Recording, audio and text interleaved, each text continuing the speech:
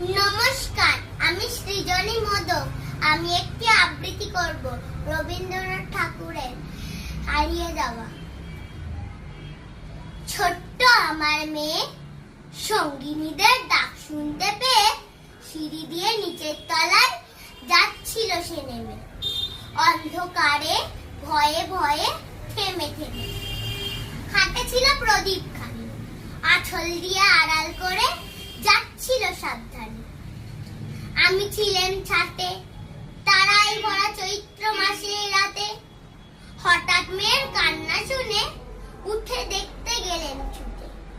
সিঁড়ির মধ্যে যেতে যেতে প্রদীপটা তার নিভে গেছে বাতাসেতে।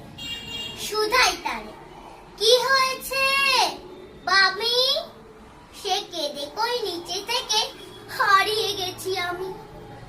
তারাই ভরা চৈত্র মাসের রাতে ফিরে গিয়ে ছাতে। মনে হলো আকাশ পানে চেয়ে আমার বাম্বির মতোই যেন অমনিকে এক মেয়ে। নীলাম্বরের আঁচল খানি ঘিরে দীপ্তি ঘাটে বাঁচিয়ে একা চলছে ধীরে ধীরে নিত্য যদি তারা, যদি হঠাৎ যেত থামি, আকাশ ভরে উঠত কেঁদে, হারিয়ে গেছি আমি। নমস্কার।